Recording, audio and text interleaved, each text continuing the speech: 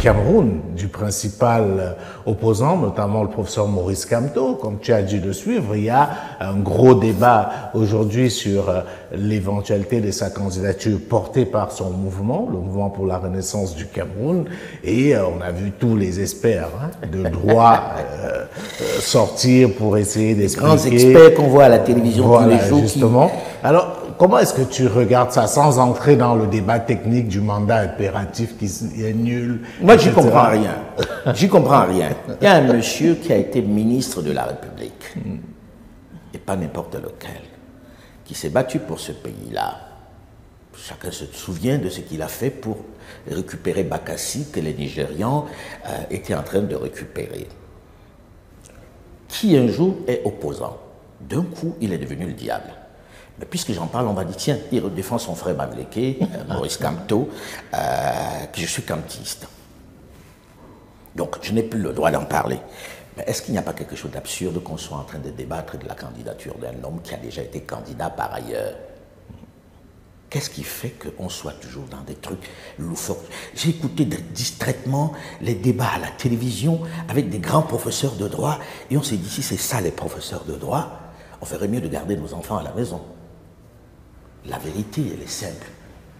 Jules, sans être kamtiste ou anti-kamtiste ou ce qu'on veut, qu'est-ce qui fait qu'on ne soit pas en train d'aller aux élections avec un candidat de l'opposition qui a déjà été candidat et qui n'a pas été si mauvais que cela?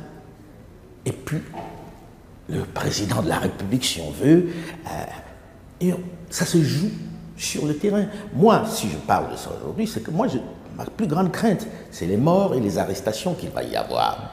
On pourrait en faire l'économie. On pourrait en faire l'économie. Et personne ne se soucie de ça.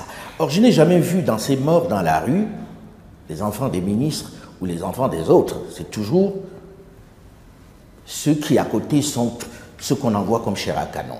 La vérité aujourd'hui, c'est que pour moi, si on me demande mon avis, mais je suis rien, hein. Je le dis tout de suite à ceux qui vont commencer à s'agiter, je ne suis pas grand-chose, et je ne représente rien, et je n'ai même pas le droit de voter dans ce pays-là.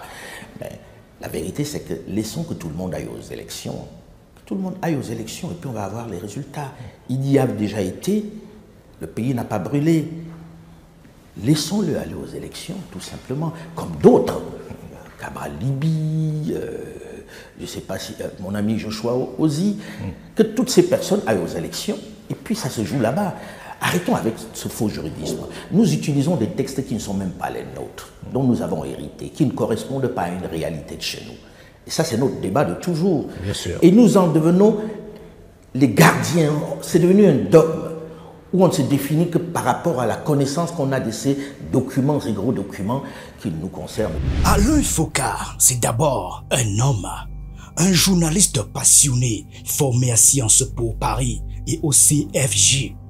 Un nom, une empreinte sonore, une voix familiale pour des millions d'Africains qui, chaque semaine, ont été suspendus à ses émissions sur Radio France Internationale. Le débat africain, archives d'Afrique, autant de rendez-vous qui ont marqué une génération. Il a fait de la rigueur et de la liberté d'expression son métier. Mais Alain Foka n'est pas qu'un professionnel, c'est aussi un homme pris dans un tourbillon. Franco-camerounais, originaire de l'Ouest Cameroun, avec un frère leader de l'opposition. Imaginez la pression. Chaque mot qu'il prononce est scruté, parfois déformé. Parler de politique au Cameroun, de Maurice Kamto, peut vite devenir un acte politique. Maurice Kamto, ancien ministre, homme d'État, juriste de renommée, mais aussi opposant farouche. Il est le leader du mouvement pour la renaissance du Cameroun, MRC. Grand challenger de Paul Biya, sa candidature à la présidentielle de 2025 fait trembler le pouvoir en place, mais divise aussi profondément la société camerounaise. On parle d'accusation de tribalisme, de radicalisme, voire de déstabilisation. Pour certains, il est un espoir, pour d'autres, un danger. Et dans ce contexte-là, évoquer son nom, c'est déclencher une tempête. Alain Foka, en évoquant l'homme politique, se retrouve accusé de partialité. Le ministère camerounais de la communication lui a même reproché par le passé d'être un allié de Maurice Kamto, notamment pour avoir donné la parole à des opposants sur RFI, ce média français. Et comme si cela ne suffisait pas, Maurice Kamto a tenu une réunion d'envergure à Paris, place de la République. La diaspora est au rendez-vous. Dans son discours, il évoque le Sénégal, les 50 morts, le sacrifice pour la démocratie. Ces mots-là résonnent férocement. Alors, quand il accepte de répondre aux questions du journaliste Jules Ndomché dans l'émission Rendez-vous avec l'Afrique sur Vox Africa, il sait qu'il marche sur un fil et qu'en bas de ce fil, c'est l'abîme. Alain Foucault face à Jules Ndomché. Pourquoi est-ce qu'on a fait de la mort un synonyme de l'élection? Pourquoi on fait de la manifestation un synonyme de l'élection? J'ai fait une chronique il n'y a pas longtemps où je faisais l'inventaire des victimes des élections depuis 90. C'est juste ahurissant. 90, le vent de démocratie souffle sur le monde entier et arrive sur le continent. Tout le monde veut la démocratie. Et on commence le cycle électoral. Pas grand-chose n'a changé. Quand on regarde les statistiques, 77 ou 80, je ne sais plus, des dirigeants qui étaient aux affaires sont restés aux affaires. Ce qu'on a compté, c'est les victimes dans la rue. Ce qu'on a compté, c'est les gens qui sont allés en prison. À un moment donné, il faut savoir tirer les conclusions. Est-ce que c'est ça notre problème? Est-ce que la démocratie électorale, c'est ça le débat? Est-ce qu'on doit sacrifier autant de monde pour ça? On va me dire, oui, aucune grande révolution dans le monde ne s'est faite sans que le sang ne coule. Mais à un moment donné, est-ce que c'est ça la règle? Mais on n'est même pas dans le cadre des révolutions. Parce que ce qui se passe aujourd'hui, c'est que vous avez des gens qui utilisent l'armée pour maintenir leur pouvoir. Parce que, en réalité, et j'aime souvent prendre cet exemple, on se rappelle des casses en France. À l'époque de Sarkozy, il y avait, je pense, plus de 32 000 véhicules brûlés, mais on n'avait pas eu un mort. Récemment, avec la victoire du PSG, il y a eu des casses, 260 voitures. Il y a eu des morts, mais par accident. Il y a eu quelqu'un qui est décédé parce qu'un chauffeur l'a renversé par panique, étant autre chose, mais il n'y a pas eu de mort du fait des forces de sécurité. Alors, pourquoi est-ce que dans les pays africains, dès que l'opposition veut manifester, on dit que l'opposition amène les gens à l'abattoir, à la mort? Non, moi je ne pense pas que ce soit l'opposition la question. La question n'est pas l'opposition, elle a le droit de manifester. Donc, les manifestations, ça s'organise. Non, je veux dire, dans la réalité, ce n'est pas le cas, mais normalement, elle devrait pouvoir manifester en toute quiétude. Et je vois pas mal de pays où ça manifeste sans qu'il y ait des morts. D'accord? Le problème, c'est les armées et les ordres que l'on donne à l'armée. Le problème, c'est la formation de l'armée qui ne connaît que la violence dans ce genre de circonstances, notamment le commandement de l'armée.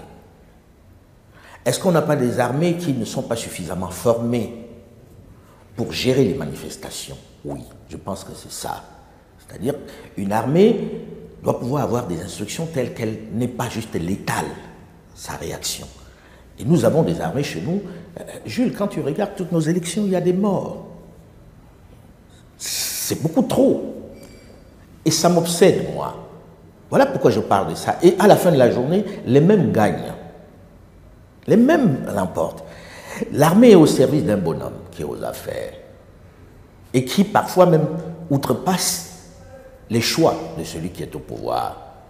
Donc du coup, je me dis, comment on va faire pour que ces gens-là aient discipliné cette armée pour qu'on puisse manifester en toute quiétude? Il ne te vient pas à l'esprit que j'empêche une manifestation.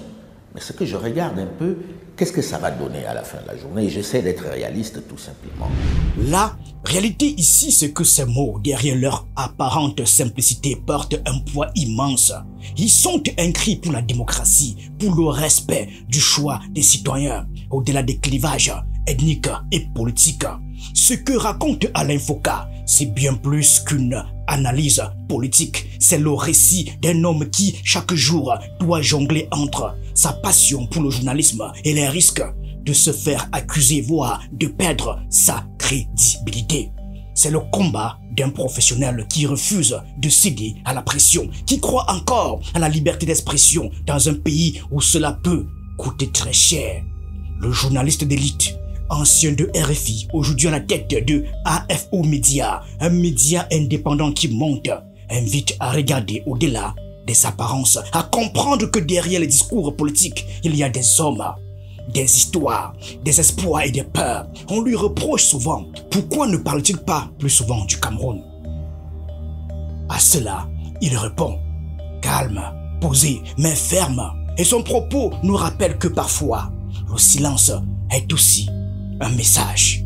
Alain Foka. Est-ce que tu parles toujours aussi très peu du Cameroun? J'ai envie de parler du Cameroun. J'ai envie de parler du Cameroun, mais j'ai l'impression que c'est un peu comme la Suisse. On ne parle pas du Cameroun. Est-ce que tu as fait un peu le monitoring sur les médias internationaux, hein, pas le mien, internationaux, du nombre de fois où les médias internationaux parlent du Cameroun? C'est très peu, très rare. Hein? On me fait ce procès parce que je suis Camerounais d'abord. Donc, je devrais en parler un peu plus. Visiblement, je n'en parle pas assez. Dans cette même tribune, qui est la tienne, j'avais déjà donné mon point de vue. Chacun sait très bien ce que je pense du régime en place. Après 43 ans, on ne peut pas être efficace. Je ne crois pas. Et chacun voit le résultat. Ce n'est un secret pour personne. Et ceux qui me suivent savent que je l'ai toujours dit. Mais maintenant, le procès que l'on me fait de ne pas parler de ça, j'aimerais, pour ceux qui sont... Oui, parce qu'Alain fait beaucoup de chroniques. De chroniques sur les autres maîtres. Peut-être que je suis mauvais là-dessus, finalement. Peut-être que je suis mauvais là-dessus, c'est fort possible. Que ceux qui me font le reproche le fassent à ma place. J'apprécierais. Mais des Ivoiriens, il te des Togolais, des Maliens, etc. Il te répondra, ils ne sont pas Alain Foka. Bon, parce qu'on sait qu'il y a Alain Foka. Mis en mission par eux. Non, c'est pas une affaire d'être mis en mission, mais tu as un aura aujourd'hui, tu as un poids, tu as une voix, et une chose qui est dite par Alain Foka n'est pas la même, n'a pas le même impact que dite par quelqu'un d'autre. Qu'est-ce qu'on veut que je dise d'autre que je n'ai déjà dit? En plus, le plus dur, Jules, tu es Camerounais, fais donc parler un ministre camerounais. Essaye pour voir. Ils ont choisi une technique qui est de ne pas parler. D'accord? Ailleurs, tu as des ministres qui parlent, tu as une communication. Je ne sais pas où est la communication camerounaise. Et ça marche. Parce que du coup, tu n'as pas d'interlocuteur pour contrer les arguments. C'est-à-dire, si tu parles du Cameroun sur ton plateau, tu n'auras que ceux qui sont de l'opposition. Ensuite, il y a une chose qui est fabuleuse dans le cas du Cameroun, c'est que tu ne sais pas qui est opposant et qui est au pouvoir. À part le principal opposant qui est Maurice Kamto, un coup, tu vois, dès que tu as dit du bien de Kamto, les mêmes te tapent dessus, et le lendemain, ils sont dans l'opposition. Bref, je m'y perds un peu dans ce marigot qui est un peu un cas d'école. J'aimerais bien comprendre, c'est-à-dire que le jour où je dis du bien de Kamto, on va me trouver une tribu. Ils sont de la même tribu. Le jour où je ne dis rien, ceux de Kamto vont dire il est avec les autres. Donc de toute façon, tu prends les coups, quel que soit ce que tu fais. C'est une histoire un peu complexe. Et elle est complexe aussi parce que je suis Camerounais. C'est-à-dire que si je ne serais pas Camerounais, je dirais quelque chose que ça n'aurait pas la même connotation. Derrière la guerre des idées, un autre plan. Spectre. Insidieux, pervers, silencieux, celui du tribalisme. Imaginez un pays où chaque mot, chaque regard, chaque alliance peut devenir une arme et où les identités ethniques ne sont pas seulement des racines, mais des lignes de front invisibles. Le Cameroun, c'est plus de 250 ethnies. Une richesse, oui, mais une richesse fragile, car cette mosaïque colorée cache parfois des fractures profondes, des blessures anciennes que certains acteurs politiques exploitent comme des pions sur un échiquier. Parler de Maurice Kamto, ce n'est pas neutre, c'est aussitôt entendu comme une déclaration d'appartenance. Est-il le candidat des Bamileke? Est-il le représentant d'un clan? Est-il le fils d'une ethnie qui menace l'équilibre fragile? Est-il l'ombre d'un clan qui veut peser sur l'avenir du pays? Des questions mal posées, mais trop souvent instrumentalisées. Et dans cette mécanique dangereuse, Alain Foka devient lui-même un pion malgré lui. Son nom, son origine, tout est analysé à travers le prisme de l'ethnie jusqu'à l'absurde. Alain Foka face à Jeune Domché. Ce qui me surprend dans ce pays, c'est qu'il y a des gens qui ont confisqué le pouvoir en utilisant des arguments complètement loufoques, des arguments complètement dépassés. La tribu. Telle est de telle tribu dont forcément il est contre le régime. Telle est de telle tribu dont forcément il est pour le régime. Dans un pays où il y a 67% de métissage, 67% des Camerounais sont d'une tribu ou d'une autre, bref, mélangés. Mais il y a une petite minorité qui a réussi à faire croire que c'est une histoire de tribu. C'est pour ça que j'ai dit, on ne fera pas une guerre tribale au Cameroun. Pour la simple et bonne raison que si tu veux faire la guerre, dans ta propre famille, tu as toutes les tribus possibles. Et je n'arrive pas à comprendre que les Camerounais ne se soient pas réveillés pour dire, bon, on arrête la supercherie, ce n'est pas une histoire de tribu, il n'y a pas de bons dans une tribu et de mauvais dans l'autre. Des idiots, on les trouve dans toutes les tribus, comme des compétences, effectivement. Comme des compétences, et qu'on en soit encore là où des gens classent en fonction des tribus. Ceux-là, c'est des mauvais, ceux-là, c'est des commerçants, ceux-là, c'est des grandes gueules, ceux-là, c'est des voleurs, etc., etc. Ça ne se présente pas comme ça. Et le débat, il est faussé. Moi, j'attends des Camerounais qu'à un moment donné, ils se disent, bon, allez, on arrête avec cette histoire de tribus et parlons de bilan, parlons de projet. Je n'entends pas de projet. Je n'entends pas de bilan. Il y a beaucoup plus de bruit au Cameroun. Il y a du bruit en réalité. Mais il n'y a pas la place pour parler de quelque chose de construit. Et ce qui est spectaculaire, c'est que c'est l'un des pays, sinon le pays qui a le plus de ressources humaines, des gens qui sont des diplômés, etc., etc. Mais à aucun moment tu ne vois des gens se dire, bon, on va arrêter avec le grand mensonge, on va arrêter avec cette supercherie pour parler des choses réelles. Quand tu écoutes les gens parler dans ce pays-là, tu as l'impression qu'il y a 2 camps, ou maxi 3, alors qu'il n'y a pas de camp tribal. C'est pas possible. Quand tu écoutes les noms, Jules, au Cameroun, on va te dire, les grandes familles, Kadji, c'est les Bamileke. Je prends juste la famille Kadji, qui est l'une des plus grandes fortunes du Cameroun. Quand tu fais un reportage sur la famille Kadji, il y a même moins de Bamileke que des autres tribus. Parce que les enfants se sont mélangés. Parce que tout le monde s'est mélangé. Mais dès que tu dis le mot Kadji, Bamileke. Et c'est dans toutes les tribus. Tu vas chez les Bassa, tu trouves les Bamileke, tu trouves les Bétis, tu trouves, etc.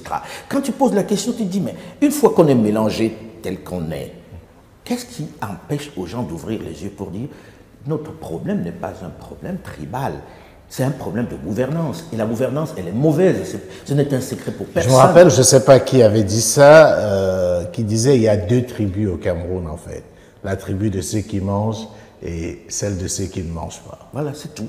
C'est tout, c'est la vérité. Je vais dire, Jules, dans ce pays, quand vous allez dans la zone du président de la République, en pays Béti, là-bas, il n'y a pas plus d'écoles qu'à l'ouest du Cameroun, chez les Bamileke. On ne coupe pas moins l'électricité là-bas que dans la zone Bamileke. Il n'y a pas plus de routes là-bas. Quand vous allez dans les écoles, les autres ont conçu des écoles privées. Ceux qui sont à la table de la mangeoire, les ministres et compagnie, n'ont pas conçu d'école dans leur village. Hein. Pourtant, dans leur village, on les supporte, alors qu'ils devraient être dénoncés dans leur village.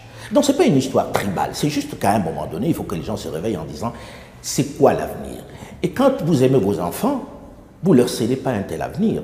Quand on parle de tribu, le premier de ce pays est d'une tribu. Son second, en cas de vacance du pouvoir, est d'une tribu, d'une autre tribu. Le président Biya est Béti, le président du Sénat est Bamileke. Le troisième, le président de l'Assemblée nationale est du Nord. Donc ce n'est pas une question tribale, si je vois bien. Ok? Le Premier ministre est anglophone. Donc la répartition n'est pas là. Ça n'a rien à voir avec la tribu. C'est ça qui m'agace et qui fait que je n'ai pas trop envie de parler de ça parce qu'on est dans l'irrationnel complet. Puisque quand tu regardes, à la vérité, tout le monde est là. C'est la gouvernance qui est mauvaise. Mais pour cacher cette mauvaise gouvernance, chacun s'est réfugié derrière une tribu. Tu as des ministres, leur seul fonds de commerce, c'est de dire qu'ils défendent une tribu. Tribu qu'ils ne servent pas en réalité. Parce que si vous allez dans leur village, pour aller là-bas, il n'y a que la route qui va dans sa villa, le village. Mais à côté, il n'y a rien. C'est la misère. C'est la misère. Au centre de cette misère, de ce théâtre d'ombre, un vieil homme regarde le jeu d'échecs. Paul Biya, 92 ans, bientôt 93, est au centre de ce labyrinthe. Il est l'un des plus anciens chefs d'État au monde, en poste depuis 1982. 43 ans à la magistrature suprême, un règne marqué par une stabilité apparente, mais aussi par des tensions profondes et des fractures que le pays peine à surmonter. Aujourd'hui, alors que certaines voix dissonantes s'élèvent au sein même de son parti, le RDPC. Un fort appel s'est fait entendre pour qu'il brigue un nouveau mandat de 7 ans. Encore. Pendant ce temps, Alain Foka, le journaliste, l'homme, le citoyen tente de garder le cap entre accusations, attentes et vérité difficile à dire. Mais que pense-t-il vraiment de cette situation? Quel regard porte-t-il sur le Cameroun fracturé, tiraillé entre fidélité ethnique et quête d'unité nationale? Sa réponse ne se limite pas à un simple jugement. Il ouvre une porte, une fenêtre sur une réalité plus complexe, plus nuancée. Et ce qu'il dit dans ce dernier extrait, c'est plus qu'une opinion. C'est une fenêtre ouverte sur les enjeux profonds de notre époque, sur un Cameroun qui vacille entre fidélité ethnique et rêve d'unité. Le regard d'Alain Foka sur le Cameroun d'aujourd'hui, toujours dirigé par Paul Biya. Honnêtement, j'estime que ce monsieur a fait son temps et qu'on doit le laisser tranquillement s'en aller. Je crains le mandat de trop. On disait déjà ça pour le mandat de 2018. Hein. Oui, bon, mais sauf qu'il n'avait pas 92 ans. Hein, c'est un record extraordinaire. Quand tu vois les sorties, quand tu vois les lieux où il va, ça te fait plus de la peine qu'autre chose. Parce que ce monsieur a gagné le droit de se reposer. Maintenant, si les gens le convainquent d'y aller, laissons-le y aller. Laissons-le y aller et on va voir ce qui va se passer. Je ne suis pas de ceux qui estiment qu'il faut dire qu'il ne soit pas candidat. Maintenant, est-ce que c'est raisonnable? Je pense à titre personnel que ce n'est pas très raisonnable. À titre perso. Mais qu'on empêche qu'il y aille, je ne suis pas pour qu'on empêche qu'il y aille. S'il décide d'y aller en toute connaissance de cause, en toute lucidité. Mais c'est toute la question, Alain, parce que comme tu le sais, certains estiment aujourd'hui que le président Biya est pris en otage par des réseaux autour de lui qu'il utilise un peu comme la figure totémique pour pouvoir... On le pense tous, mais maintenant, on le pense tous, mais on le pensait déjà il y a quelques années. Ouais. Donc finalement, je m'interroge et je me dis, je ne veux pas me prononcer sur cet aspect des choses. L'aspect sur lequel je vais me prononcer tout simplement, c'est que j'espère qu'il le fait en toute lucidité. Et j'estime qu'à un moment donné, il faut savoir s'en aller. Tout simplement. Maintenant, il y a un autre débat, et je pense que toi et moi, je t'ai déjà fait cas de ça, c'est que il faut aussi que dans les oppositions, on donne une alternative de sortie aux gens. Quand vous dites, il faut qu'il s'en aille en disant, il va rendre gorge, pourquoi vous voulez qu'il s'en aille? C'est ça la question. C'est que, est-ce qu'on ne devrait pas avoir une opposition plus courageuse pour aller lui dire, ne t'en fais pas, on va... Mais c'est ce que Maurice Kamto a fait à Paris. Dans son meeting à Paris, il a clairement dit, lui, président, il s'engage à protéger le président Biya et sa famille. Il ne lui arrivera rien. Il a dit qu'il est prêt. Je n'étais pas au courant, mais... Si, j'étais pas au courant, mais ça, c'est une attitude très belle. Ça fait réagir au Cameroun, notamment le ministre Grégoire Ona qui a réagi en disant que le président Biya n'avait pas besoin. Mais Maurice Kamto, lors de son meeting à Paris, a insisté là-dessus, en disant qu'il est prêt même à avoir certains de ses militants à dos. Mais pour lui, le président Biya et sa famille doivent être protégés et il prend l'engagement. Oui, non, je pense qu'il faut promettre ça aux dirigeants aux affaires. Parce que quand tu regardes dans la plupart de nos pays, la crainte de ces dirigeants, c'est l'après.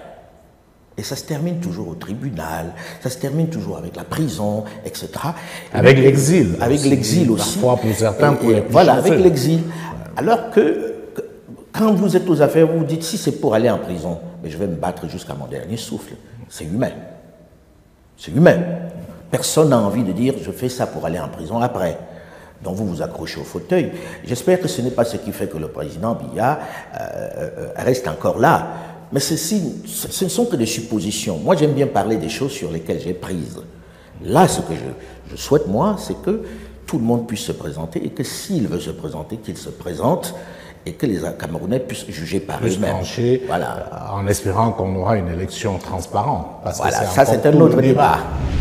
Un autre débat dans ce grand théâtre qu'est la politique camerounaise. Chaque acteur joue sa partition, souvent sans répétition, sous les projecteurs tremblants de la démocratie. Alain Foka, journaliste au regard acéré, Maurice Kamto, opposant charismatique, Paul Biya, patriarche du pouvoir.